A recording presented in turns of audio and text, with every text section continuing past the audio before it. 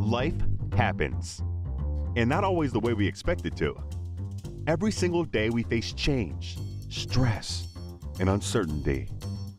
What if you could learn to thrive no matter what life throws your way? Resilience expert Adam Markel and his inspiring guests explore breakthrough strategies to fully embrace change and build the resilience required to become change-proof. Hey, everybody. On today's show, I have a good friend, Dr. Nick Morgan. He's one of America's top communication speakers, theorists, and coaches, a passionate teacher. He is committed to helping people find clarity in their thinking and ideas, and then delivering them with panache. That's a great word. He has been commissioned by Fortune 50 companies to write for many CEOs and presidents. He's coached people to give congressional testimony, to appear in the media, to deliver unforgettable TED Talks. He has worked widely with political and educational leaders, and he himself has spoken, led conferences, and moderated panels at venues around the world. During the last election cycle, he provided expert commentary on the presidential debates for CNN. Please welcome Dr. Nick Morgan. So, Nick, as a speaker, a seasoned speaker as you are, you hear your own introduction, which is kind of a surreal and weird experience, at least it is for me, to hear myself get introduced. So what's one thing that's not part of your bio that you would love for people to know about you? There are a number of things, I would say, but the first thing that comes to mind is that it's a story I have told, which is why I hesitated, but not as part of my bio. When I was 17, I was in a tobogganing accident and it fractured my skull, and I was in a coma for 5 days. During that time, I died and came back to life. And my deep interest in communications really evolved from then. I didn't know it at the time, but I lost the ability to be able to read other people's body language in the way that we all can when we know somebody. So when you have a friend, a colleague, a loved one, a family member, you look at them, you can tell when they're in a good mood or a bad mood because you're used to the signs. You know, everybody's a little different, but you know what the signs are. You can tell if they're really excited or if they're unhappy or down in the dumps. And we expect that as part of ordinary human conversation, right? We expect to be able to read each other. We sometimes get it wrong, but mostly we get it right. I lost that ability. I just couldn't do it for about a year. It took until I could retrain it, and that just made me fascinated with the idea of how much of that is not in the words themselves, but is in the attitude with which you deliver the words. Not a surprise. Everybody knows that. If I say, Adam, great to see you, and I don't sound very excited, you get a funny message, right? So, but if I say, Adam's great to see you, and I really seem excited, then it's different. So it's reading those things in the intent behind the words that's really fascinating to me. Having that taken away and then having to win it back or self-educate myself to get it back, that was a profound process for me. And so I've been fascinated with that ever since. It took me a Yeah, while to figure out how I could make a career out of it, but I've been fascinated ever since. And I have this weird need or ability or whatever you want to call it to read body language all the time in a conscious way. Most people read it unconsciously, and that's the efficient way to do it. Your unconscious mind immediately picks up on the intent, as I say, of people that you know. But I also read it consciously because I had to relearn it, and that's gives me a funny perspective on humanity. wow, that's fascinating. And you know, our folks, people watching this, listening to this, may already know of your work, and some it's the first time they're being introduced to you.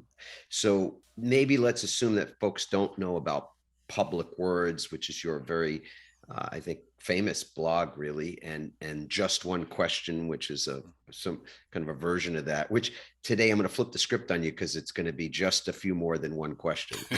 You go right ahead, Adam. Thank you, sir. Mm. Appreciate it. So my question to you then is, how is it that you're utilizing that study of nonverbal communication, of the body language, et cetera, in helping speakers, people who are on stage regularly or even occasionally, I suppose, in their work and things? How do you use it as part of your training of people who speak publicly? Well, I'll give you a for instance. I had a call from a woman who was allowed to, by her boss, for the first time give a speech. And he didn't really want to let her blossom as an employee. He wanted to keep doing all the rainmaking. But she had insisted that she was going to leave if he didn't give her this chance. So he said, "All right, you can take the next speech." Well, the next speech was 6,000 people at the annual industry conference. So she was, she knew she'd, What a sweetheart, by the way. What yeah, a wasn't that a great thing to do?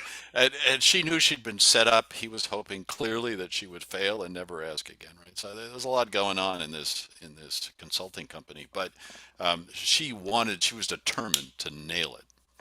And she said she was very self-aware, and she said, "Look, I'm good at what I do in my consulting because I calm people down. I get them to work together. I create peace in the room. That's my superpower." And she said, "I'm guessing that's not going to be great on a stage in front of 6,000 people." And I said, "Yeah, you can make a lot of choices on stage. There are a lot of things that work, but going quiet, peaceful probably isn't going to be a great one. It just, on the whole, you got to go big with 6,000 people. You know, there are many exceptions and ways around it and so on and so forth, but you got to go big. 6,000 people is when you get a large group of people together, they want to laugh, they want to cry, they want to emote, they want to cheer, you know, they want to root for their team. It's why we love to go to sports events and music events and things like that. So she said, "What am I going to do?" And we only had a couple of weeks to get her ready. So I said, "Well, I'm going to do something I don't usually do. I'm going to tell you to do a certain body language technique that's going to get the audience to pay attention for 45 minutes. But you're not going to like it. You're going to think it's weird." And she said, "What is that?" I said, "You're going to hold your hands up here the entire time you give the talk for 45 minutes. And she said, she's a very polite woman. She said, "You're expletive deleted crazy." And it took me a while to persuade her to try this. Well, why is that effective? So she's got her hands up like this. And she was convinced that I was crazy and that the audience would notice, like 2 minutes in, why is this weird speaker holding her hands up here? Well, she got the highest rating of the 2 day conference of all the speakers, and nobody in the response form said, "Well, it was weird you had your hands up." The reason for that is we humans are not wired to care, sorry, about people's body language per se. What we care about is the intent behind the body language. We want to know what the body language is for what it can tell us about your intent or my intent. I want to be able to read you in that sense. I want to know, do you mean what you're saying? Are you being sarcastic? Are you being friendly? What's the deal? What's your intent toward me? And so we don't really care about the body language per se unless it's really bizarre. So, and this comes, believe it or not, within the realm of fairly normal. And so she went out there 45 minutes. She gave the whole talk, waving her, you know, she wasn't holding them still like this, but she was gesturing like this. And the funny thing about this is that it has now become a norm for people who are really good on Zoom because and virtual video conferencing because it helps to see the hands. The hands create a sense of energy and engagement. And if we just have head and shoulders on the video conferencing that we've all gotten used to, and you keep your hands below the screen, then you're cutting out a good 30% of your effectiveness as an emoter, as a high energy person. So I've been often thinking about her. This was a few years before the pandemic, thinking about that speech. So that's how it can come up. But that was please don't try this at home. That was a Hail Mary pass. It was a desperation move so that she would succeed in that speech, again, with a very calm, soothing, not dynamic personality. We couldn't train her to be suddenly emotive and leaping and yelling and screaming all over the stage. So this was a Hail Mary pass. it's almost like teaching her to be Italian. Exactly. Talk with your hands. I want you to talk with your hands. Yeah. That's fascinating. And I would think certainly in training people who are speaking or training, facilitating on Zoom, that the hands are a key component of it, because when you can't see, it's sort of like, what am I don't know, what's what is that trigger then? It's just basically your facial expression. And there's Yeah. only so many ways that you can vary without seeming like you're crazy. You're right. Vary your facial expression. Although what we sometimes will say to people is that if you want to create that dynamic range, which I think is so important in speaking, is that you're never quite predictable, because the predictable speaker, which I hate the word boring, in part because I have trauma about once having someone who was training me berate me for being boring. So The worst. I tend not to be that, I don't know what the word is, unkind to other people, but we talk about dynamics and dynamic variance and that kind of thing. And one way you can do it is simply to smile, right, Nick? I mean, because your resting face, like if we both go to our resting face for a second, for those who are watching this on YouTube, I always got people coming up to me when I was a kid going, Adam, is everything all right? Yeah, exactly. Like, yeah, everything's fine. Like, how many times can you be asked, are you okay? Is everything all right? Because I have kind of a resting sad face. Yeah, Some most people of us have a resting, most of resting us bitch do. face. Or, Yeah. But it's surprising how you're absolutely right. The resting face can look pretty grim in many situations. You remind me. I was working very recently with a speaker who was incredibly high energy, a lot of fun to work with. He's going to be great out on the stage. But his whole speech, very excitable. His whole speech was screamed. It was like, and I had to tell him, what you want in a speech is like in an action movie. If the whole thing were done at top speed, if it was one endless car chase, you'd get bored after a while. You can only take so much of that. That's why a good action movie has periods of action followed by periods of relative calm. So I said, you got to find a way to bring it down at least a couple of times in the speech. Give us a bit of variety, so that then the yelling and the passion and whatnot comes across as riveting and whatnot. Because even that incredible high energy can get a bit dull after a while if that's all you get. yeah, I mean, if there's no modulation, even that becomes predictable at a certain Yeah, point. exactly. I like the word predictable in that way, because that's exactly the problem. It's not so much boring. It isn't boring to be yelled at for an hour, but it is No, predictable, and it that's is. what's wrong with it. And we know that right now you're sort of battling, whether it's digitally in a format like this, or it's even in a room, you're battling technology all the time, because it's vying for their attention, and it will win invariably. It will win if you become the slightest bit, whether it's predictable or you're not able to create that bit of a roller coaster experience for them. Before we started, you and I were just chatting a little bit about the sort of the thing that speakers do experience that they don't often, I don't think, talk about with other speakers. They don't really commiserate. And you called it lonely, like being a lonely extrovert. Hmm. Will you just Exactly. bring us into that, just pull us into that context for a second, and explain what it means to be a lonely extrovert? Yeah, sure. The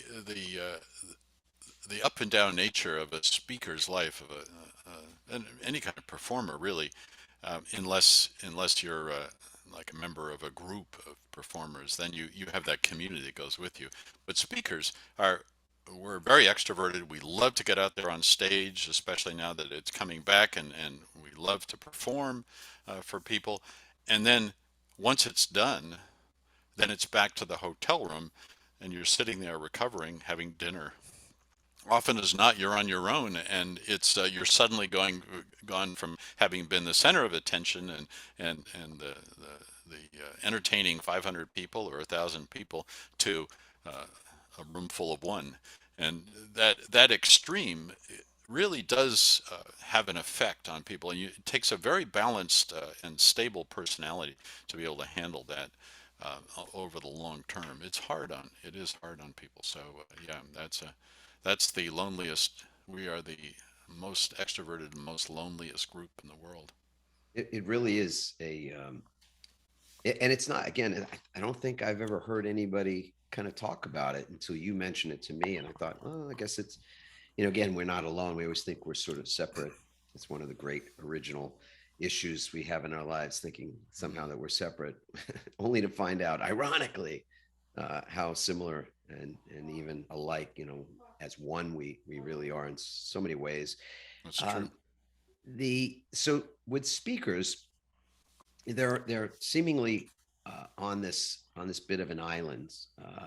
There's another thing that's kind of curious about that island, which is that if you're a great accountant, I mean, part of my history was I spent 18 years as a lawyer, Mm, and at a certain point, my business was really thriving. And it was in part not because I was a great advertiser or anything. Lawyers typically, on average, don't do a lot of marketing and advertising, although they do more of it today, certainly than when I was practicing. Um, mm, but I got a lot of repeat business. It was referral business, and mm-hmm. people that you did a great job by, they didn't start, hey, listen, let me go try someone else out, because they knew what they were getting. And if they were happy with it, then they come back to you. But speaking is so different, isn't it, Nick? That's right. You speak at a conference, at an association annual meeting or a company's annual meeting, and the last thing in the world they want then is to get you back again because they've heard your message. It's like seeing a movie twice. They don't feel the need to do it, and so you're constantly chasing the next thing, and it also suggests a way, Adam, in which we speakers can work together. And one thing I frequently coach people to do is to partner up with at least one other person, but preferably a group, so that you can, after you've spoken at a place and they've paid you some nice compliments, you can say, this other guy, gal, would be great. Gives this kind of speech and talks about this sort of issue. Why don't you think about hiring them? And when that's genuine and real, then it's very helpful for the conference or the company too, because they're in the position every year of having to reinvent that annual meeting or that quarterly meeting or whatever. So that's a good thing. That's a good thing for us all to do. But it points up another part of the business, which is a little strange, a little cockeyed. As we were talking before, most businesses, if you like your lawyer chums or your former business. If you do good work, you get rehired. Exactly. And it's interesting too, because there's I think with lawyers or accountants or maybe other areas, there's sort of a competition, which is sort of the idea that if I win a client, I win business, that I wouldn't want to share that business with someone outside my organization, because then they could win the business away from me. Mm, And it was, there's this kind of scarcity mentality about it, whatever. But with speaking, and this is the curious part, I think, is that there really isn't that competition. I mean, we might think somehow that we are still competing like we would in other spaces, but mm. with speaking, there really isn't. So it's shocking on some level that there isn't sort of more. At least I haven't found there's more collaboration, that what you're speaking about. So a community where people could be, where that bit of uh, wisdom really is is shared and acknowledged, might help. And I think you're in some stage of facilitating a community for speakers, paid public speakers, seasoned, experienced speakers, and maybe even some junior folks. Is that right? Yes, I've started the group. I started it just at the beginning of this year, so we're just getting underway. But the idea is to create a network of people who know and understand each other's work, so that they can quickly and easily be a word of mouth recommendation network, as well as we're bringing in speakers from the industry to tell us about what's going on and what they think the future will be. There's a lot of question right now, for example, about how fast are we going back to in-person work versus continued hybrid sort of arrangements. And so what does a speaker have to do? What's the smart thing to do? Is it to invest $50,000 in a home studio and be ready to go virtual, or is it better to get back out on the road? And what are all these various options? It's an interesting time to be a speaker and to be watching the industry come back. It's similar to what happened, by the way, after 2001, after 9/11, and after 2008, 2009, after the economic meltdown. The speaking business went away for about 9 months after 9/11, and then for almost 2 years, a year to a year and a half, in some areas to 2 years, after 2008, 2009. And watching it come back now, this has a real deja vu kind of feeling this time around. So the, it'll be it's just interesting to be able to talk about and get the best brains together to figure out how it's going to fly, what's going Sure. to happen. Maybe we get Yogi Berra, deja vu all over again or All something, over right? again. Yes, sir. Yeah. Is it'll be in the show notes, of course, but I'd love for you to just say out loud the name of the community if you're good to do that, Nick. Yeah, sure. It's the Public Words Hub. And if you go to our publicwords.com website, you can see a link to it on there and you can apply to join. We, we, uh, we want you to have some speaking experience, but you can be pretty much at any stage of your speaking career. Love it. I mentioned, well, stick to this, and then I'm going to get to something else. But the the advice that you could give to someone who's speaking now. I mean, I imagine there are speaking is similar in some respects. So I'm going to ask this question. I want to make the statement. Do you think speaking is similar to the way realtors in good times, that when mortgages, rates are low, real estate prices are high, there's like a good market, there's lots of real estate agents. When the market turns, it goes in the other direction, people who are in the real estate business tend to go do other things for some period of time. They come in and they go out. Do you think speaking is like that during the pandemic people may have left the profession, at least temporarily so? I think rather the opposite. What happened in 2008, 2009 was a lot of people, as the economic world melted down, a lot of people got laid off, and thought, as another career, as a second career, why don't I try speaking? I've got a lot of industry expertise. I could start doing this for a living. And people look at that hour on the stage and they know you can get a pretty nice paycheck for that hour, and they think, boy, this is a great business. I only have to work for an hour and I get a great paycheck and I'm done.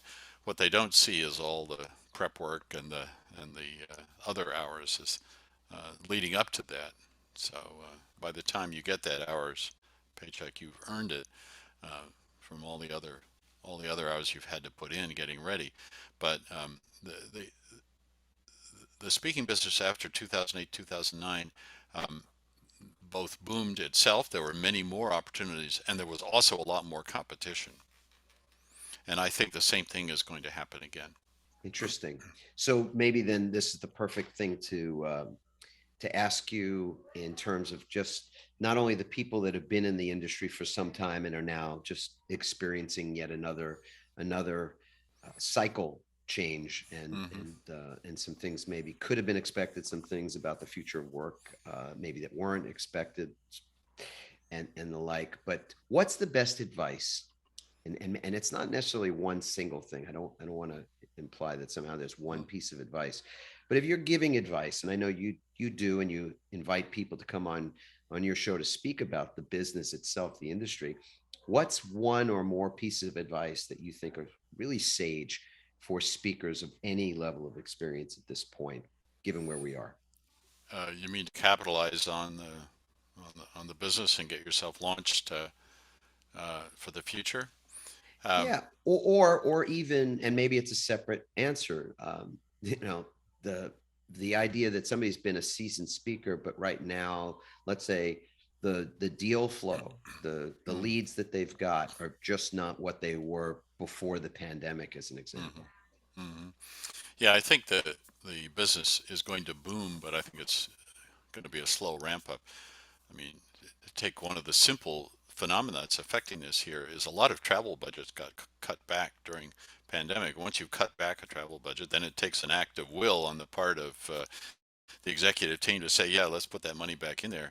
And so, just as a matter of form and budgeting, a number of companies work on a fiscal year that starts in July. So I don't think you're going to see full full return of travel budgets until the second half of the year. Now, obviously, there's some companies that work on a calendar year and so on and so forth, and some are adding in travel budgets, and they are coming back. But I think it's just going to take a while. It's a big flywheel kind of industry and business. It takes a while for it to get cranking back up again. And then people have to feel safe too, to go to conferences and to feel like they can travel easily. It can't be too much of a hassle. And there's still some ways in which it can be challenging. So all those things have to come back, and then uh, it will boom. So my first, let's see, how many pieces of advice do I get? My I'll my give you my first, two. okay, two. All right. So the nature of a speech is that you have to give people the sense that they get something there that they can't get anywhere else in quite the same way. All right. The advantage of a speech is it's a live exchange of meaning and information and persuasion. And so you can really genuinely change people in the moment. That's for me is the value of the thrill of being a speaker, is that opportunity to meet an audience and to change the way they see the world on a good day. Also, every speech needs to know, or every speaker needs to know why their message matters now. So it's not just that you're giving them some information about some subject in the abstract. It has to matter now. Speeches are creatures of time. They have to be topical. And a good question to ask yourself as you're getting ready to start speaking again or speaking more is like, why is my speech, why is my message important now? And everybody needs to crisp up or revise or freshen their speech and their messaging and whatnot to make sure that it answers that question. Because the world has changed. The pandemic changed us. The post-pandemic era is going to be different, and we don't know precisely what that's going to look like yet. But that's the job of experts in areas of various kinds of knowledge, is to figure that out and to say, yeah, this is what AI is going to look like going forward. This is what software is going to look like going forward. This is what leadership is going to look like going forward. This is the last 2 years, especially in leadership, which is, by the way, the most common area for speakers. Roughly a third of all speaking engagements are leadership related. That's what people who hire you to speak are looking for, right? So it's the single most common area. Leadership changed over the pandemic, and what's it going to look like going forward? I think it's going to be quite different. And so you need to know that as a speaker, you have to have a sharp message that's focused on what's different now. Why is this message relevant now? I think. Yeah, I so appreciate that insight. There's relevancy risk. I was having a conversation with a client who hired us recently, and yesterday we were talking about this is a conservative group of folks that are risk averse, and some of what they've been avoiding, certain risks, the not wanting to make mistakes, that kind of Hmm. risk avoidance. But Hmm. really, what they're now shifting to is whether or not this group of people that's been around, thanks to the U.S. government for about 105 years, they're seeing that there's the risk of not being relevant going forward. Sure. And relevancy, as you pointed out, is such a big deal. I mean, it's a little self-serving to bring this up, but I'm going to just say that it was fortuitous. I wrote a book a couple of years ago called Pivot, and that Hmm. book, when it came out, wasn't. I mean, it hit some metrics. It did well, bestseller and all that kind of stuff. But people really were a bit sort of put off by the term pivot Hmm. because it implied, mistake, Hmm. and somehow meant that this was it was like a vulnerability, and not everybody was keen to embrace that. So it was a little before its time. Um, More recently, we've had a book come out called Change Proof. I know Hmm. you had a chance to look at that too. And that, I Hmm. think, is meeting the moment a little bit differently, because the book is about how it is that we leverage the power of uncertainty, interestingly enough. as a catalyst for growth and to produce resilience ultimately. And that, I think that message, to your point, is being well received because there's a lack of understanding, or people are feeling tired and worn out, and Yes. not understanding how it is that they fill their tanks back up.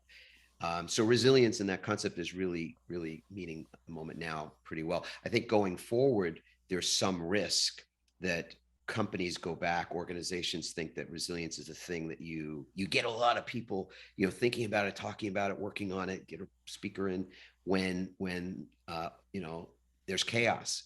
But Right. when the seas calm down and things return to quote normal, then we won't need a resilience. We'll need that topic, which is surprising. I'm just curious what you've had a chance to check out the book for a minute, probably just a minute. But do you think that this is something, Nick, that is that's going to have a shelf life that is tied to crisis, or is your sense that resilience is more of an operationalized concept, more of a hard skill than something that's more ephemeral, or I Yeah. should say more temporal? Yeah, it's a good question. I think resilience is here to stay. I think you're onto something. I mean, it's a whole industry now, and it started probably, there were a couple of good books about 10 years ago that introduced the concept for the first time. Um, but it's something that you see it now through all ages and all walks of life. Parents are keen to get their kids to be more resilient, and employers, to your point, are keen to get their employees to be more resilient, and those of us in relationships want our spouses or significant others to be more resilient when we're not at our best, and so on. So there's the need for resilience is not going to go away, and I think this is the result really of the something the pandemic accelerated, like a lot of other trends, but was there already.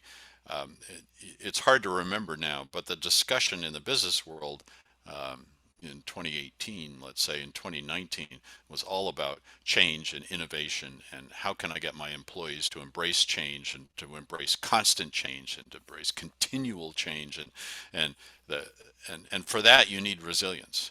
And so that's not going to go away when the pandemic is well and truly done, as we all hope it will be, and we return to something that's post-normal or so-called normal. We'll still be dealing with change. Just it will become part of our everyday experience in ways that we'll still need. We will desperately need resilience. So do not allow yourself to be talked out of relevancy in this one, because it's going to be very important. we all It's We're have to just be getting started. we The all have to the be change proof. Yeah. Yeah, exactly. We're just getting started on the speed of change. And I hate to be the bearer of bad news, but if anybody feels like the last couple of years have been a little chaotic, and and as you alluded to, there is a lot of weariness out there and a lot of feeling like I've been handling stress for a long time. Like, when am I going to get a break? Yeah. I'm afraid not. What's going to happen is things that have been put on hold during the pandemic are simply going to start accelerating again as soon as we feel like we're done. And it's you ain't seen nothing yet in terms of the speed of change. It's we're going to be on a high speed train to the future, in ways that the pandemic actually slowed down for us for a bit, and are Interesting. starting to cease doing that now. Mm. We're So, in for it, my friend. so Put on your my, seatbelt. Get ready. yikes. I have one final question. So this is just one final question. Oh, good. Okay, yeah, I like it. Nick, you have this show, and I don't even know if I can call it a show, but just one question is a video blog, sort of, right? Yeah, Is it? podcast, vlog, whatever you want to call it. Yeah. Love it. And I am a routine listener. I'm a Mhm. huge fan of that work and the people that you bring on. I've been honored to be a guest on that show. I think we've got a Mm. second show that's coming out at some point Yes, soon too, soon. Yeah. and that's cool. I am fascinated by those answers to the just one question and maybe the follow up, right? The follow up question. Um, Nick, I'm asking you now, and this puts you on the spot a little bit, but what's the most interesting answer as you sit here in this moment? Go through the catalog in your brain of God knows many episodes at this point. Is there one answer from a standpoint of just either it surprised you, it was interesting, it was so wise, and you can use a person's name or not, up to you, but I'm curious if an answer to that question stands out for you. Yeah, I mean, they were all wonderful. You were wonderful. All the guests are great. Oh, And I'm I certainly love not them all. expecting to hear my name being used. That's for sure. However, there is one that stood out, and it's because it was early in the pandemic when we still didn't know what the heck was going on. If you recall, everybody thought at first it was going to last a couple of weeks, and then we realized, whoops, the calendar is telescoping outward here. Where this isn't a couple of weeks. We don't know how long it's going to be, but it ain't a couple of weeks, and so we've got to sort of recalibrate and figure out how we're going to get in this for some long term of uncertain duration. And I had a person on who was a speaker and a friend whom I'd met a little bit but didn't know very well. And I asked her what best prepared her for dealing with this pandemic. And her answer, as they say on the internet, really surprised me because she said she'd been in the Peace Corps. And the, what the Peace Corps teaches you is how to drop in to a place you've never been before. Maybe you've had a little prep in terms of the language or whatever, and the culture, but basically it's all new to you. And you've got to create a structure around yourself so that you can, going forward, you can be of service to the people in the community that you're in. But it's up to you to create that structure. And that literally means figuring out what your week's going to look like, how you're going to build up the necessary things that you need to support you as you go along and whatnot. And all of this was just immediately relevant to the pandemic. It's like how when you're dropped into a new situation where the rules are all suddenly changed, you're not quite sure how long it's going to last or what it's going to look like how do you set up a structure that will enable you to get through that? And and uh, and her answer was just brilliant, I thought, because she said, well, you need a weekly structure, you need a monthly structure, you need to set yourself rules and things you do some days and other days and that kind of thing. And then she said, and this is the part that I really love, she said, and then one day a week, Sunday or whatever day you want to pick, then break the rules. Don't do exactly what you had planned to do. Every now and then, just do that because to keep a routine, to keep structure, that's a good thing. But you also need to, humans crave that variety and that change just to keep them engaged and keep them bought into the structure. So I thought that was just brilliant. And that actually was enormously helpful during the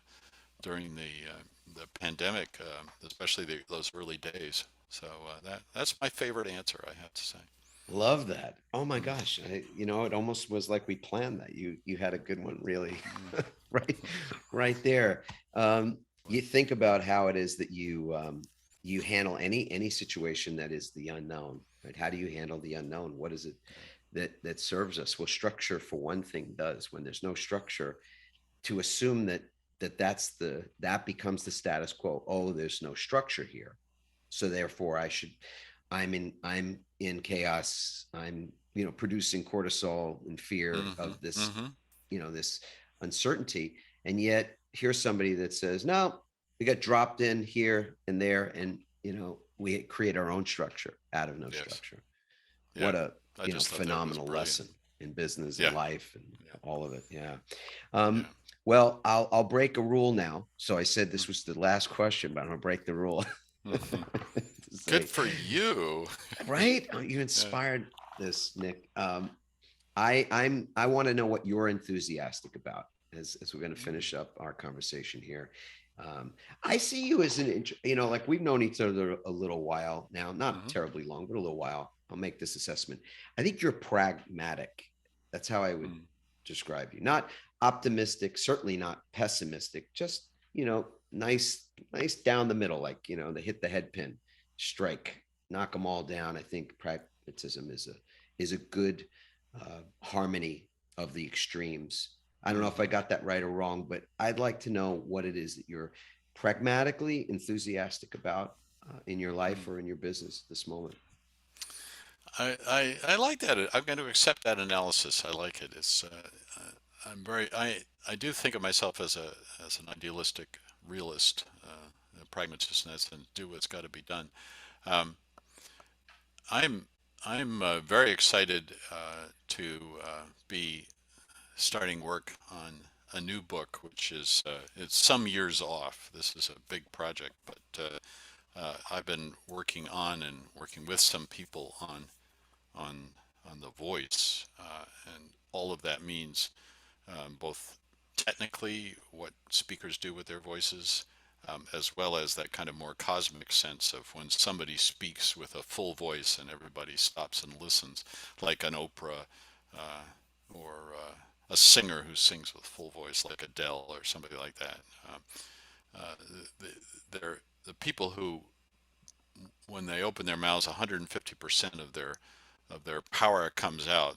That's rare, and we really notice it when it happens. And I'm trying to figure out how we can talk about that, help people make that happen, and make everybody's voices stronger in both the technical sense and the soul sense, the individual human sense, because I think ultimately um, that's what's most important, is that we all have a chance to have our full voices, and for people, other people, to hear them in this crazy quilt community we live in.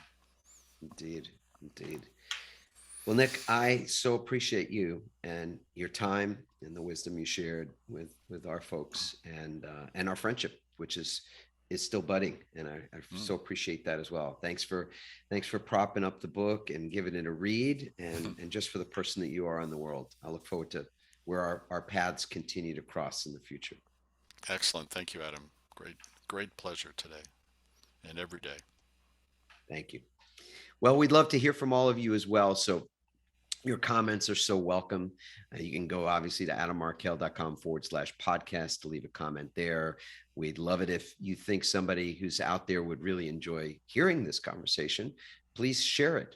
Subscribe to the channel. You know, all the good stuff to help us get the word out. We appreciate the support greatly. And for now, I'll just say ciao.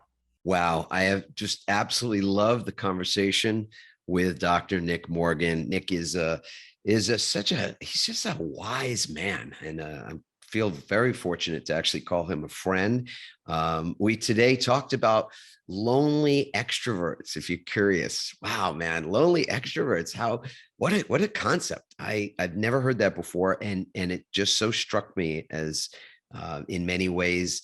There is tremendous loneliness in the world as a result of the pandemic, but in particular, when we're speaking about this industry of public speaking, paid public speaking, the one that I spent a great deal of my time in, there is a lot of our people who are situational extroverts, meaning we get on stage and we rile up the crowd and share insights and create laughter and moments for emotions and thinking differently. And it's one of the great joys that I've ever experienced. And yet there's also this loneliness that comes when you're back in your hotel room all by yourself and the crowd isn't there and nobody's cheering and you can't see the looks on people's faces as you're doing your thing. And so that was quite interesting. We talked about some things too that really were unexpected, including how it is that a veteran of the Peace Corps expressed how learning in the Peace Corps, learning how to adapt to the situation that you were put in the Peace Corps, resembles in many ways how we have to learn how to adapt to the situations that are happening in our world, whether it's been the pandemic, the ongoing aftermath of the pandemic, and for sure, the clear acceleration of so many things going into the future, the fact that change is ever present, that it's not just enough to recognize that change is happening, but to really move toward how it is that we embrace this constant, this continual, this ever-present, never-ending change that will only that will only just continue to accelerate in the future. In fact, the pandemic may have even slowed it up. That's shocking enough. But that to think of it from the perspective of what people learn when they're in the Peace Corps, they have to create from a new situation, from something that has no structure and no rules even, to be able to create the structure and the rules to adapt and deal with a new situation, the way people who are working in the Peace Corps and get sent to various places around the world to assist, they have to create everything from scratch. And that becomes the norm, that there are no rules or no structure to begin with. So you have to replace or fill that space with structure and rules. And then ultimately to remember that not only the weekly and the monthly structures that you put in place, that you should also remember that just what we crave as human beings is sometimes to break the rules, to have one day a month, let's say, where you don't keep the rules, you don't keep the structure, because we crave that difference, that differentiation, that variance, if you will. I just absolutely loved hearing Nick talk about that. And also 2 pieces of advice that we have to change, that we have an opportunity as communicators in the world to change people's perception of the world. We have this really wonderful opportunity to change how people see things. And at the same time, it's such sage wisdom at this moment to be evaluating why the message that you want to share is actually relevant now. Not just, what do you want to say, or what does it matter? Like, why does what you have to say matter? But why does what you have to say matter now? Now, the relevancy and the risk of not being relevant, I think, is so profoundly important. That really resonated with me, not just because of the content that we're continually creating, curating, sharing about change, about resilience, et cetera, but just in my personal life, being someone in my 50s now and wanting more than almost anything else to be relevant, to continue to have relevancy in the world. And I think that's just, there's so much that feels right about that to feel alive is to feel as though you're contributing something valuable. And we have to do that fresh every day. We can't live on yesterday's demonstrations, yesterday's successes even. We have to be relevant and fresh and provide value each and every day, which makes every day quite an opportunity, quite interesting, and also, a challenge for many. So I love this conversation with Dr. Nick Morgan. I know you probably will gain so much from listening to him. And we'd love to hear your comments. As always, share your thoughts, share it with friends and family who may benefit as well. And we'll see you on the next episode. Thanks for listening, everyone. We hope you now have even more tools and greater insights to build resilience and become change-proof. Help us inspire others by sharing this episode and leaving your comments over at adammarkel.com/podcast. For more resilience tips and strategies, including support for building change-proof teams, visit adammarkel.com/become change-proof.